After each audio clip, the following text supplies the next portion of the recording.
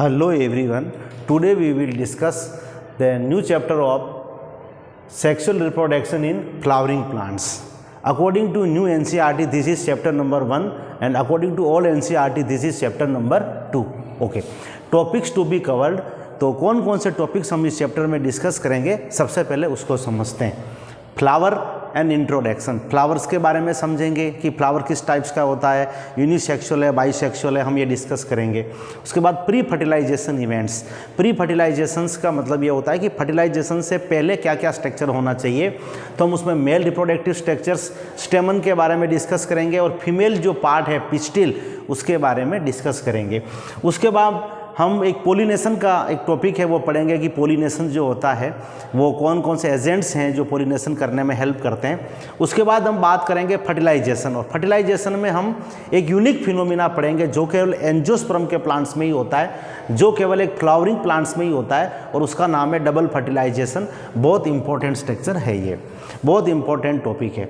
उसके बाद हम देखेंगे पोस्ट फर्टिलाइजेशन. अब फर्टिलाइजेशन हो गया तो उसके बाद क्या होगा कि सीड कैसे बनता है, फ्रूट्स कैसे बनता है, वो देखेंगे. और एक लास्ट में एक टॉपिक दे रखा है एपोमिक्सिस एंड पोलीएम्ब्रियोनी. ये भी एक छोटा सा टॉपिक है, हम इसको डिस्कस करेंगे. तो इस चैप्टर्स को स्टार्ट करने से पहले मैं ये बता दूं कि आप ध्यान से नोट्स लिखें और साथ में रिवाइज करते रहें और वीडियो को ध्यान से सुनें ताकि आपका कॉन्सेप्ट क्लियर हो जाए.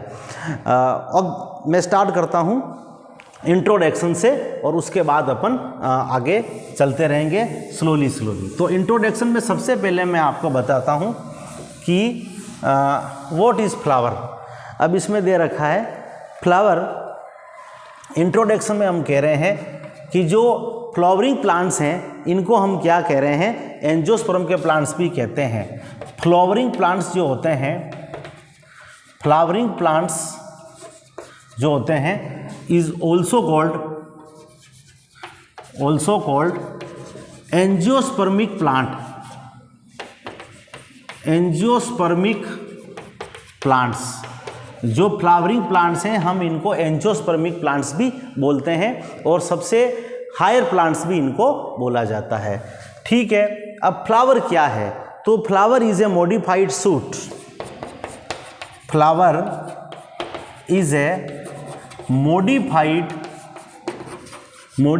सूट. एक सूट का जब मॉडिफिकेशन होता है तो उसमें फ्लावर का स्ट्रक्चर डेवलप होता है. अब हम समझते हैं टाइप्स ऑफ फ्लावर.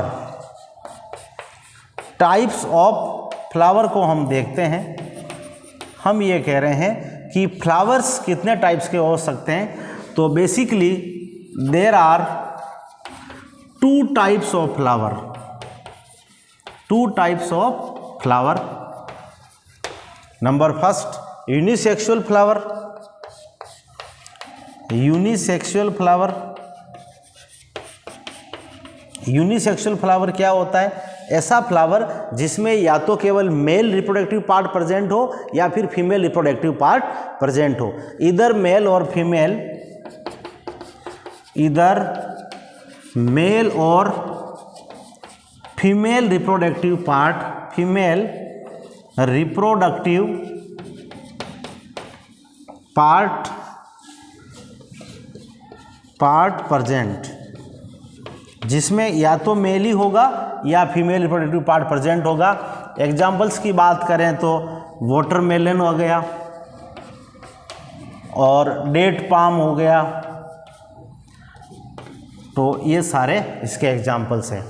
अब हम बात करें अगर नेक्स्ट की, तो वो है bisexual flower. Bisexual flower.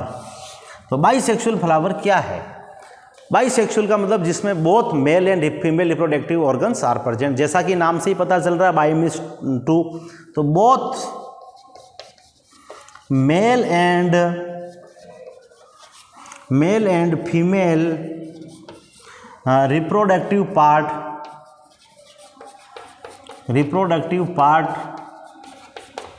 Present. दोनों ही पार्ट प्रेजेंट होते हैं. इसके एग्जाम्पल्स हम देख लें तो बहुत सारे एग्जाम्पल्स मिल जाएंगे. हिबिस्कस जो हैं, प्रैक्टिकल्स में हम पोलन ग्रेन जर्मिनेशन का जब आप प्रैक्टिकल करोगे उसमें हिबिस्कस फ्लावर्स को आप अच्छी तरह से देखोगे। हिबिस्कस के बाद हम मस्टर्ड की बात कर सकते हैं, मस्टर्ड की बात कर सकते हैं आप। और मस्टर्ड के बाद अगर आप दूसरा लेना चाहो तो सनफ्लावर ले लो, ठीक है। ये सारा बेसिक इंट्रोडक्शन हमारा हो गया कि एक फ्लावर एक प्लांट का इम्पोर्टेंट पार्ट है। It is not only A fascinating part. एक नॉर्मल आदमी के लिए फ्लावर क्या है, एक एंटरटेनमेंट की चीज़ हो सकती है, लव ऑफ सिंबल हो सकता है, बट एक बायोलॉजी के स्टूडेंट्स के लिए मैं कहूँगा flower is very very important because उसके अंदर मेल और फीमेल रिप्रोडक्टिव पार्ट प्रेजेंट है जो कि एक न्यू जनरेशन को बनाती है। इसलिए फ्लावर्स को ऐसे ही तोड़ करके आप ना फेंकें। किसी भी प्लांट्स में अगर फ्लावर्स हैं तो आप अननेसेसरी उस फ्लावर्स को ना तोड़ें, तो बिकॉज ये फ्लावर इतना इंपॉर्टेंट पार्ट है।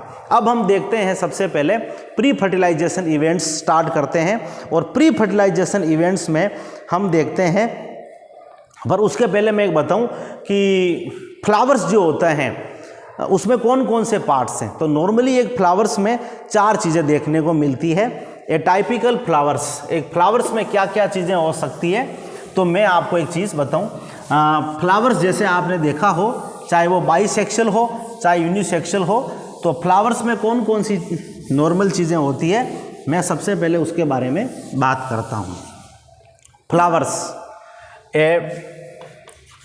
तो parts of flowers, parts of flower, एक फ्लावर्स में कौन कौन सी चीज़ें होती है, तो ए टिपिकल फ्लावर, टिपिकल का मतलब होता है कंप्लीट।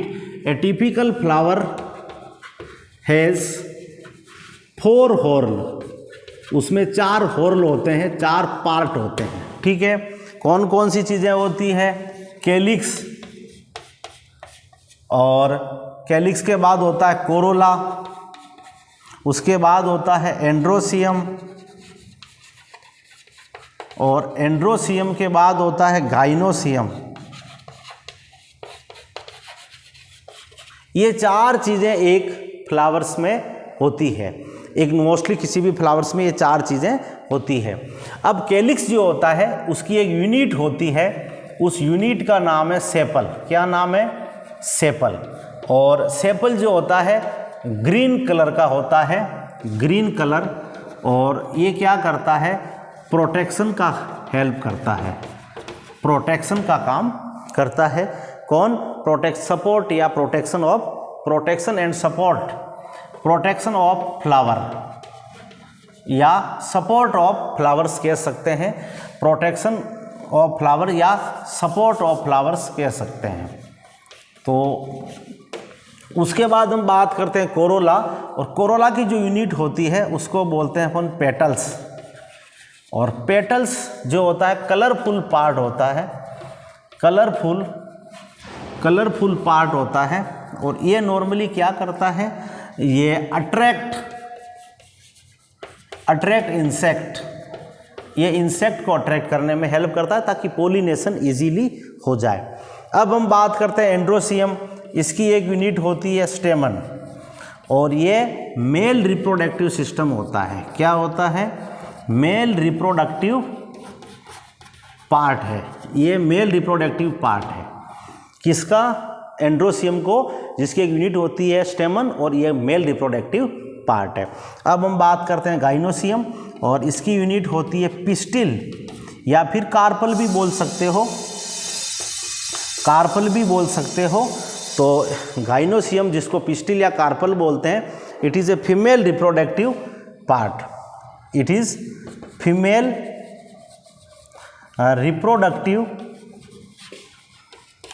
Reproductive part. ये हमारा हो गया स्ट्रक्चर। तो हमने फ्लावर्स के बारे में डिटेल में पढ़ लिया है कि एक फ्लावर्स के अंदर मोस्टली 4 चीज़ें होती है, कैलिक्स, कोरोला, एंड्रोसियम और गाइनोसियम, जिसमें एंड्रोसियम और gynoecium it is a reproductive part and calyx and Corolla is accessory part. एक लाइन में ये भी लिख देता हूँ, कैलिक्स एंड कोरोला इज, आप हम लिख देते हैं, नोट लगा के लिख देता हूँ मैं, कि मैं नोट लगा के लिख देता हूँ कि आप इसको भी देख लें। कैलिक्स एंड कोरोला, नोट लगा के लिख रहा हूँ, calyx and Corolla is accessory part. ये रिप्रोडक्शन में इन्वॉल्व नहीं होते, accessory part directly not involve in reproduction, not involve in reproduction, in reproduction, but while, जबकि अगर आप देखो तो, जबकि आप देखो तो जो एंड्रोसियम एंड गाइनोसियम है, androecium and gynoecium is reproductive part, ये दोनों ही रिप्रोडक्टिव पार्ट हैं। ठीक है, एक इम्पोर्टेंट बात हो गई है। अब हम स्टार्ट करते हैं प्री फर्टिलाइजेशन इवेंट्स। अब हम देखेंगे एक फ्लावर में प्री फर्टिलाइजेशन इवेंट्स। बहुत इम्पोर्टेंट चैप्टर्स हैं और आप साथ में नोट्स बनाते हुए लिखें और ध्यान से समझें आप। अब हम देखेंगे प्री फर्टिलाइजेशन इवेंट्स। अब प्री फर्टिलाइजेशन इवेंट्स हमने पूरे चैप्टर को ही 3 पार्ट्स में डिवाइड किया है, प्री फर्टिलाइजेशन, फर्टिलाइजेशन और पोस्ट फर्टिलाइजेशन। तो सबसे पहले हम समझते हैं प्री फर्टिलाइजेशन इवेंट्स। और प्री फर्टिलाइजेशन इवेंट्स में हम समझेंगे सबसे पहले समझते हैं स्ट्रक्चर्स ऑफ स्टेमन। स्टेमन का स्ट्रक्चर कैसा होता है और स्टेमन्स किस तरह का दिखता है। नॉर्मली अगर मैं बात करूं तो ये हमारा एक हमारा स्टेमन का स्ट्रक्चर होता है जिसमें इसका नाम है एंथर, इसका नाम है फिलामेंट और ये बीच में कनेक्टिव टिश्यू हैं और ये 2 लोब हैं इसके, और इसको हम मिला करके क्या बोलते हैं, स्टेमन। ये हमारा स्टेमन का स्ट्रक्चर्स है। तो हम देखते हैं स्टेमन्स क्या होता है। तो स्टेमन्स की बात करें और अगर हम देखें स्टेमन की तो हम देखेंगे स्टेमन हैज़ 2 पार्ट। सबसे पहले मैं लिखता हूँ स्टेमन हैज़ 2 पार्ट्स। आप बिल्कुल डायग्राम को देखें, याद रखने की ऐसी कोई स्पेशल आपको इसमें डिफिकल्ट नहीं है कि सर मुझे ये याद रखना पड़ेगा। एक स्टेमन के 2 पार्ट हैं, एंथर और filament. स्टेमन has 2 parts, anther and filaments. क्योंकि बोर्ड के लिए आपको नोट्स लिखने पड़ेंगे, इसीलिए आप नोट्स को लिखते जाएं ताकि बोर्ड में आपके लिए अच्छे मार्क्स आएँ। अब हम बात करते हैं 2 पार्ट्स होते हैं और अब हम बात करते हैं कि स्टेमन has 2 part, anther and filament. अब फिलामेंट क्या है, फिलामेंट इज लॉन्ग। एक फिलामेंट कैसा होता है, ये लॉन्ग स्ट्रक्चर है। तो filament is long and slender talk. Filament is long and slender. Slender का मतलब होता है सीधा, स्लेंडर स्टॉक। ये ऐसा स्टॉक होता है जिसके ऊपर एंथर रिप्रेजेंट होता है। तो ये फिलामेंट एक लॉन्ग स्ट्रक्चर होता है जिसके ऊपर एंथर लोकेटेड होता है। अब एंथर की बात करें तो anther is terminal bilobed structure. Anther terminal होता है। टर्मिनल का मतलब होता है कि इसके फिलामेंट्स के ऊपर वाला हिस्सा जो है ये टर्मिनल है। तो anther is terminal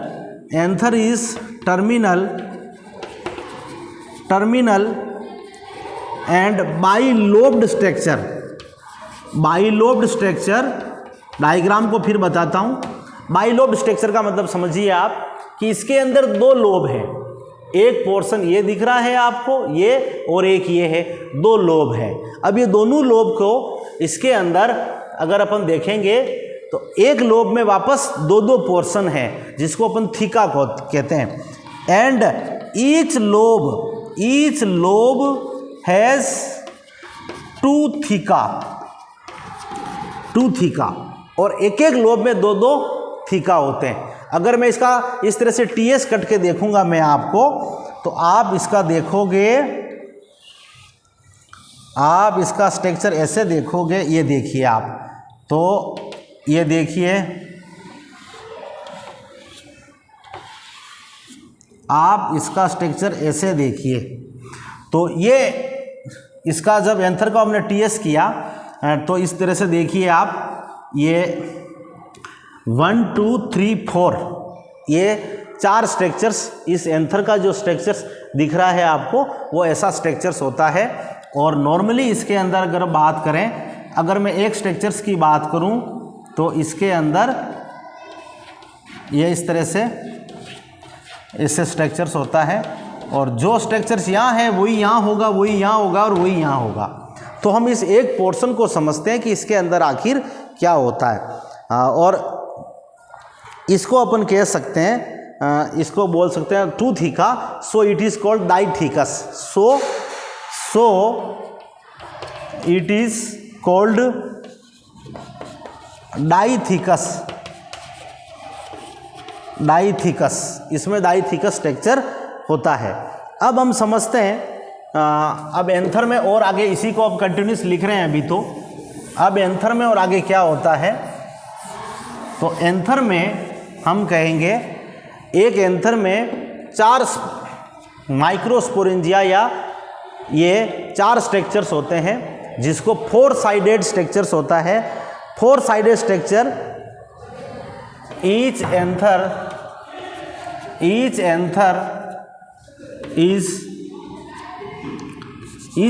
has 4 microsporangia.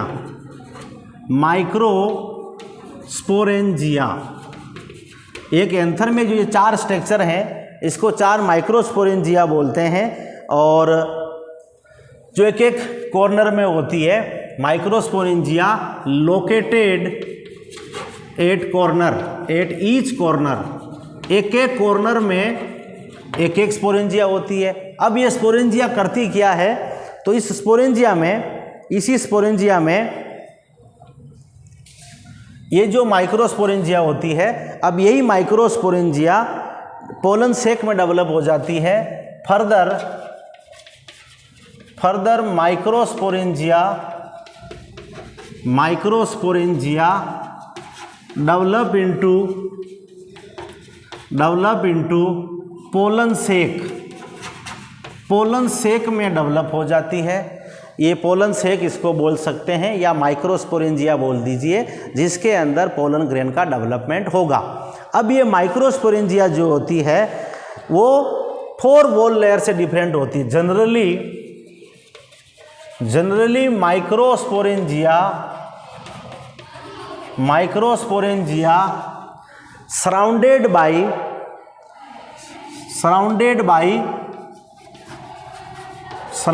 By 4 wall layer. अब कौन कौन सी वॉल लेयर होती है, ये एक हम कह रहे हैं कि ये एंथर का स्ट्रक्चर है, इसमें 4 कॉर्नर हैं, एक एक कॉर्नर को हम एक एक पोलन सेक या माइक्रोस्पोरेंजिया बोल सकते हैं। अब इस माइक्रोस्पोरेंजिया में चारों तरफ, ये माइक्रोस्पोरेंजिया के अंदर बहुत सारी जो लेयर्स होती हैं, ये 4 तरह की लेयर्स होती है। नंबर फर्स्ट जो लेयर्स होती हैं आउटर, उसको बोलते हैं आउटर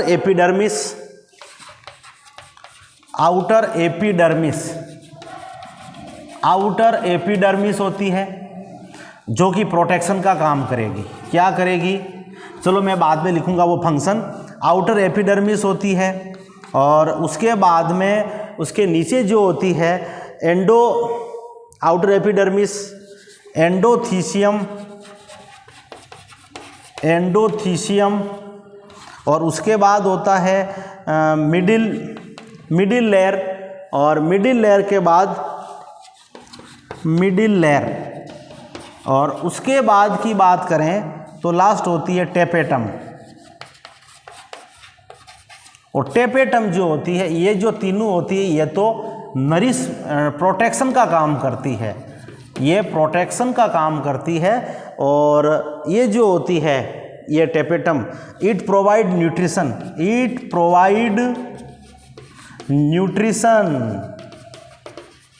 ये न्यूट्रिशन प्रोवाइड करती है किसको, माइक्रोस्कोप, न्यूट्रिशन टू माइक्रोस्पोर। ये माइक्रोस्पोर को माइक्रोस्पोर को न्यूट्रिशन प्रोवाइड करती है ये टेपेटम।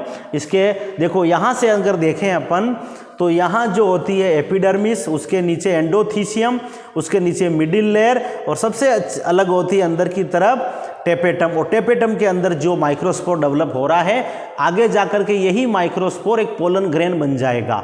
तो आपको ये पता चल गया कि हम माइक्रोस्पोरेंजिया का स्ट्रक्चर देख रहे हैं। अब मैं आपको एक बात बताऊं, अब टेपेटम क्या है कि जनरली ये इसमें टेपेटम का अगर स्ट्रक्चर की बात करें तो टेपेटम, और मैं इसके बारे में लिखता हूं the process of formation of microspore कैसे होता है, तो मैं आपको थोड़ा सा समझाता हूं। तो अब मैं इसके स्ट्रक्चर को थोड़ा सा वापस, स्ट्रक्चर को आपके सामने है और अब माइक्रोस्पोर का डेवलपमेंट कैसे होता है मैं आपको वो बताता हूँ। माइक्रोस्पोर का डेवलपमेंट कैसे होता है, जिसको मैं कह रहा हूँ कि the process of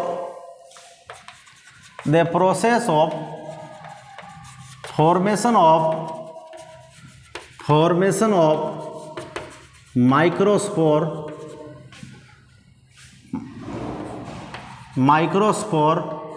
from microspore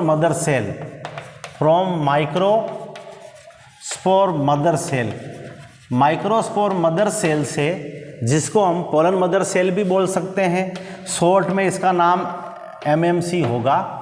the process of formation of microspore from microspore mother cell through meiosis से ही होगा, through meiosis is called microsporogenesis. Very important. हम ये कह रहे हैं कि माइक्रोस्पोरेंजिया होती है। आप देखिए ये माइक्रोस्पोरेंजिया है, यहाँ पर माइक्रोस्पोरेंजिया है, ये 2N है, ये डिप्लॉइड है, ये माइक्रोस्पोरेंजिया है। इसके अंदर जब मियोसिस होगा तो इसके अंदर जब मियोसिस होगा तो क्या बनेगा, जब इसके अंदर एक पहले तो ये ग्रो करके माइटोसिस करके क्या बनाएगी, माइक्रोस्पोर मदर सेल। और यही माइक्रोस्पोर मदर सेल आगे जाकर के क्या बनाएगी, ये माइक्रोस्पोर मदर सेल जब इसमें मियोसिस होगा तो माइक्रोस्पोर टेट्राड। और यही माइक्रोस्पोर टेट्राड जिसे हम कह रहे हैं कि एक साथ ये N होता है, क्योंकि ये तो 2N है माइक्रोस्पोर मदर सेल, अब मियोसिस हो गया तो ये नंबर ऑफ N रह गया। और ये माइक्रोस्पोर मदर टेट्राड जो है माइक्रोस्पोर बनता है, और यही माइक्रोस्पोर डेवलप होकर के क्या बनेगा, पोलन ग्रेन। क्या बनेगा, पोलन ग्रेन। ये क्या बनेगा, पोलन ग्रेन, जो कि एक हैप्लॉइड स्ट्रक्चर है, ये मेल रिप्रोडक्टिव पार्ट तैयार हो गया। तो माइक्रोस्पोरेंजिया होता है, ये स्पोरोजेनस टिश्यू है, ये माइक्रोस्पोरेंजिया है। माइक्रोस्पोरेंजिया से माइक्रोस्पोर मदर सेल बनता है, माइक्रोस्पोर मदर सेल से माइक्रोस्पोर टेट्राड बनते हैं, और माइक्रोस्पोर टेट्राड से क्या बनेगा, माइक्रोस्पोर। और माइक्रोस्पोर टेट्राड से मतलब होता है कि 4 माइक्रोस्कोप एक साथ बनते हैं और ये आपस में जुड़े हुए होते हैं, लेकिन जब ये डेवलप होते हैं तो सेपरेट माइक्रोस्पोर बन जाते हैं। एक बार में 4 माइक्रोस्पोर एक साथ बनते हैं, ये माइक्रोस्पोर टेट्राड। तो इस तरह से हमने ये देखा कि ये आगे जाके क्या बनाया, पोलन ग्रेन। अब हम देख लेते हैं कि पोलन ग्रेन्स का स्ट्रक्चर कैसा होता है और पोलन ग्रेन क्या करता है। देखते हैं पोलन ग्रेन। तो अब मैं पोलन ग्रेन्स की जहाँ तक बात करूँ तो पोलन ग्रेन्स जो है हम कह रहे हैं कि ये एक मेल रिप्रोडक्टिव पार्ट है। आप पोलन ग्रेन के स्ट्रक्चर को अच्छी तरह से समझना और वीडियो को ध्यान से सुने, आप साथ में नोट्स लिखते जाएं। आधा अधूरा पार्ट्स अगर आप सुनोगे समझ में नहीं आएगा। और अब मैं बात कर रहा हूँ पोलन ग्रेन्स क्या है और पोलन ग्रेन कैसा दिखता है, उसका भी एक स्ट्रक्चर बात कर लेते हैं। तो व्हाट इज़ पोलन ग्रेन। तो हम बात करते हैं स्ट्रक्चर ऑफ पोलन ग्रेन। इसी पोलन ग्रेन को अपन क्या बोलते हैं, male reproductive part, male reproductive part. हम बात करेंगे कि कैसे हम स्ट्रक्चर ऑफ पोलन ग्रेन को समझते हैं। पोलन ग्रेन कैसा होता है, मोस्टली एक पोलन ग्रेन जो होता है वो इस तरह का स्ट्रक्चर्स होता है, एक स्फेरिकल शेप का स्ट्रक्चर होता है और जिसके बाहर भी लेयर होती है, अंदर भी लेयर होती है। बड़ा स्ट्रक्चर इम्पोर्टेंट, ध्यान से देखना, यहाँ बीच बीच में लेयर नहीं होती है, इसमें दो पार्ट हो जाते हैं, ये है और एक ये है। तो अब मैं ये कहना चाह रहा था कि यहाँ पर ये जो केमिकल का स्ट्रक्चर होता है इसको बोलते हैं स्मॉल वेजिटेटिव सेल्स, इसको बोलते हैं वेजिटेटिव पार्ट, वेजिटेटिव सेल्स, इसको बोलते हैं जनरेटिव सेल्स, और जनरेटिव सेल्स हो गया। और इसमें स्पोरोपोलेनिन्स केमिकल्स लगा हुआ रहता है, स्पोरोपोलेनिन मैं बताऊंगा अभी। स्पोरोपोलेनिन वो केमिकल स्ट्रक्चर हैं जो इसको, और यहाँ बीच बीच में जर्म पोर होते हैं, जर्म पोर, जहाँ से ट्यूब निकलेगी, पोलन ट्यूब। बड़े ध्यान से समझना इस स्ट्रक्चर्स को। तो मैं ये कहना चाह रहा था कि pollen grain represent male gametophyte. पहली बात तो हम समझ गए कि pollen grain represent male gametophyte, male का स्ट्रक्चर है, ये मेल रिप्रोडक्टिव पार्ट है, तो इसको मेल गैमेटोफाइट बोलते हैं। गैमेटोफाइट का मतलब एक तरह का गैमीट है, और जब आगे ओवम एक बनेगा वो भी गैमेटोफाइट है। तो दोनों गैमेटोफाइट जब मिलते हैं तो डिप्लॉइड स्ट्रक्चर बनता है, स्पोरोफाइट। हम बात करते हैं gametophyte.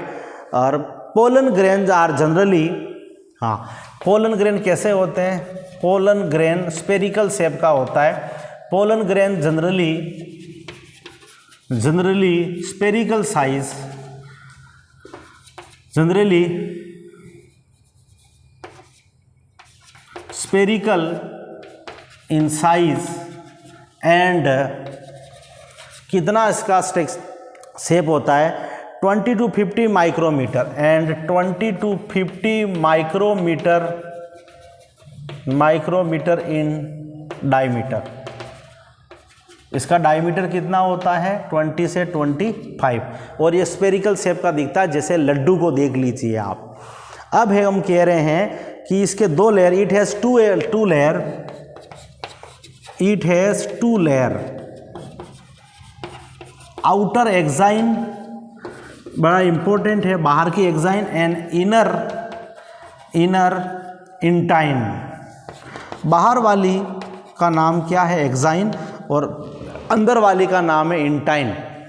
Exine is made up of, exine जो लेयर होती है उसके ऊपर स्पोरोपोलेनिन की लेयर होती है। Exine is made up of sporopollenin, एक ऐसा हार्ड केमिकल है जो इसको एक्सट्रीम टेम्परेचर पर एक्सट्रीम कंडीशन पे बचाता है, ये स्पोरोपोलेनिन्स। ऐसा कहते हैं कि स्पोरोपोलेनिन्स बहुत एक्सट्रीम कंडीशन में भी कितने ही सालों के बाद भी उस पोलन ग्रेन को एक उसकी लाइबिलिटी को, उसकी ड्यूरेबिलिटी को बनाए रख सकता है। अगर ये स्पोरोपोलेनिन नहीं होगा तो वो जो बन रहा है पोलन ग्रेन्स वो जल्दी डैमेज हो जाएगा। तो sporopollenins which is one of the most resistant, which protect pollen grain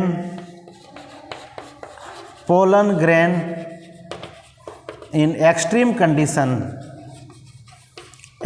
condition में भी ये पोलन ग्रेन्स को बनाए रखता है। तो बहुत इंपॉर्टेंट चीज़ है ये स्पोरोपोलेनिन, एंड हाई टेम्परेचर पर भी बनाए रख सकता है। और स्पोरोपोलेनिन नॉर्मली पूरे प्लांट प्रेजेंट होता है, पर यहाँ जर्म की जगह एब्सेंट होता है, जर्म लेयर पर। Sporopollenin is absent, sporopollenin is absent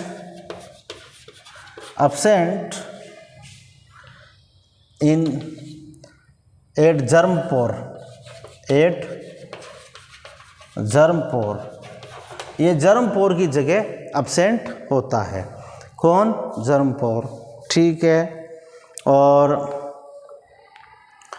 inner wall जो होती है, इनर वॉल वो कैसी होती है? इनर वॉल हम कह रहे हैं इंटाइन, वो किससे बनती है? Inner wall is made up of cellulose and pectin. Inner wall of inner wall is made up of cellulose and pectin, cellulose and pectin. Normal जो प्लांट्स से रिलेटेड सेल वॉल जो होती है सेल्यूलोज से बना हुआ, ग्लूकोज का polymer है ये, तो सेल्यूलोज और पेक्टिन से मिलकर बनती है। अब हम कह रहे हैं कि pollen grain has two sales.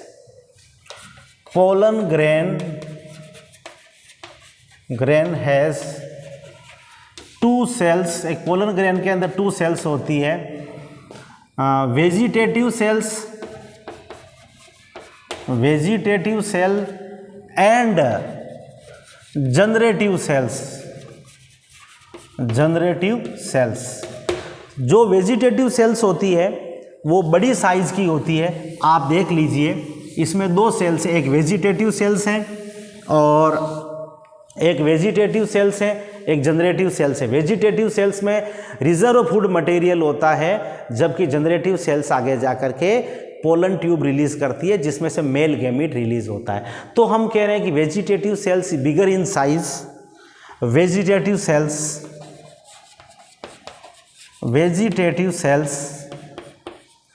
Are bigger in size and it reserve food material and it reserve food material. इसके पास फूड मटेरियल भी होता है। अब हम कह रहे हैं जो जनरेटिव सेल्स होती है small and generative cells is small, generative cell is small in size, और ये साइटोप्लाज्म में फ्लोटिंग करती है and it is spindle shape and then cytoplasmic and nucleus. In some species generative cells divide and give rise to male gametes, और ये male gamete further generative sales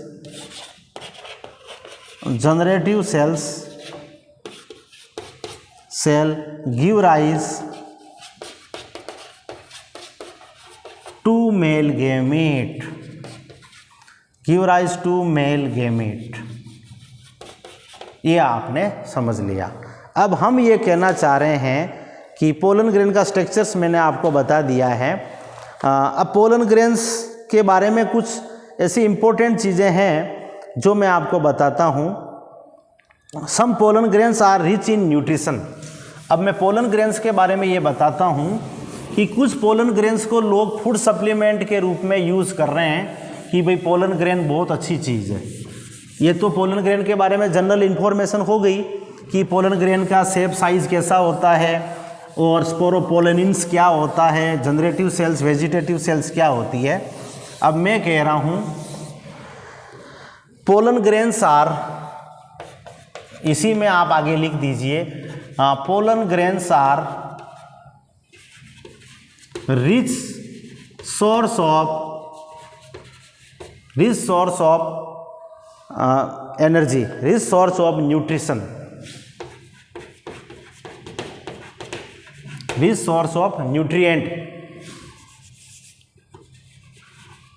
जैसे कि many syrup, बहुत सारे syrups available हैं and in western countries में क्या हो रहा है, in western countries pollen grain का invented grains, pollen grain syrup and tablet is available, and tablet is available. तो ये टेबलेट और टेबलेट के फॉर्म में और सिरप के फॉर्म में पोलन ग्रेन्स का पाउडर बना करके सिरप के फॉर्म में लोग यूज़ करते हैं, which is a source of energy. ऐसा कहते हैं कि उससे एनर्जी डेवलप होती है। सिर्फ and available and some athletics and race horse vitamin pollen grains is okay, तो अवेलेबल। और कहते हैं कि some species of pollen grain, सारे ही पोलन ग्रेन अच्छे नहीं है, some species of pollen grain, some species of pollen grain cause allergy and, कुछ ऐसे भी पोलन ग्रेन्स होते हैं जिसके पास आप जाओगे तो आपको छींके आने लग जाएगी, आंख में से आंसू आ जाएंगे। वो क्या करती है, एलर्जी करती, एलर्जी एंड रेस्पायरेटरी प्रॉब्लम, आपके लंग्स में भी रेस्पायरेटरी प्रॉब्लम्स। ठीक है, अब जैसे कि एग्जाम्पल्स की बात करें तो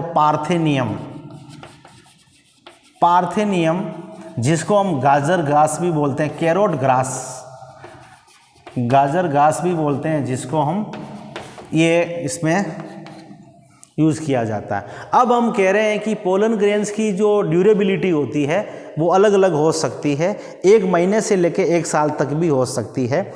वाइएबिलिटी of pollen grain is from 30 days to some years। Viability of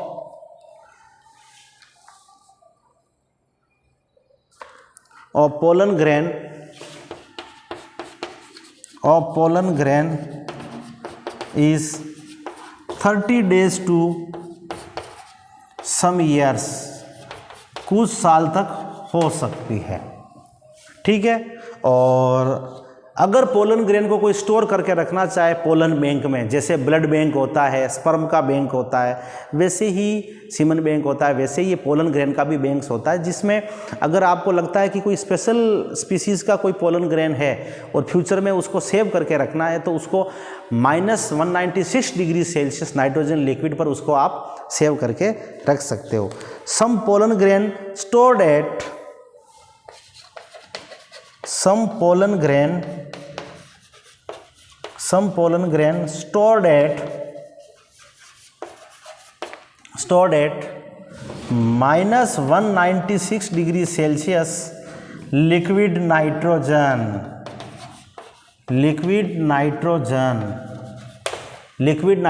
पर इसको किया जाता है। And such pollen grains use as pollen bank in pollen bank, और पोलन बैंक के इसमें यूज़ किया जाता है। तो स्टूडेंट्स, आज हमने डिस्कस किया है मेल रिप्रोडक्टिव पार्ट। सबसे पहले हम कह रहे हैं हमने फ्लावर्स को अच्छी तरह से समझ लिया, और उसके बाद प्री फर्टिलाइजेशन इवेंट्स हमने स्टार्ट किया, जिसमें हमने मेल रिप्रोडक्टिव सिस्टम को अच्छी तरह से समझा, यानी कि पोलन ग्रेन कैसे बनता है, माइक्रोस्पोरोजिनेसिस की प्रोसेस में जो माइक्रोस्पोर बनता है आगे जाकर के वो पोलन ग्रेन बन जाता है, और वही पोलन ग्रेन्स जिसके बारे में हमने कहा कि वो स्पेरिकल शेप का हो सकता है, उसमें से उसके बाहर भी लेयर होती है, अंदर भी लेयर होती है, वेजिटेटिव सेल्स होती है, जनरेटिव सेल्स होती है, हमने बहुत सारा बेसिक उसके बारे में डिस्कस किया। उसके बाद हमने कहा कि पोलन ग्रेन्स की कुछ स्पीसीज़ को न्यूट्रिशन के रूप में खा रहे हैं लोग, यूज़ करते हैं फूड सप्लीमेंट के रूप में, और कुछ पोलन ग्रेन्स ऐसे होते हैं जो एलर्जी या रेस्पायरेटरी प्रॉब्लम्स कर रहे हैं, अस्थमा की डिजीज़ कर सकते हैं, जो कि हमें ऐसा लगता है। और बाकी कुछ पोलन बैंक में liquid -196 degree Celsius liquid nitrogen पर इसको सेव करके रखा जाता है। तो ये तो था पूरा का पूरा मेल गेमिटोफाइट यानी कि पोलन ग्रेन्स के बारे में। अब हम समझेंगे फीमेल गेमिटोफाइट या पिस्टिल के बारे में, हम अच्छी तरह से समझेंगे कि आखिर पिस्टिल क्या है, जिसको हम कहते हैं फीमेल रिप्रोडक्टिव पार्ट। और उसके अंदर हम देखेंगे क्या फीमेल रिप्रोडक्टिव पार्ट का स्ट्रक्चर कैसा होता है और कैसे फीमेल गेमिटोफाइट में उसका डेवलपमेंट होता है। ठीक है, तो आज के दिन इतना ही, इजी टॉपिक था, आप ध्यान से एक बार सुने और नोट्स लिख लें, आपको क्लियर हो जाएगा। कोई डाउट है तो आप मेरे से शेयर कर सकते हैं, और अब फिर मिलेंगे नेक्स्ट पार्ट में। Thank you, have nice day.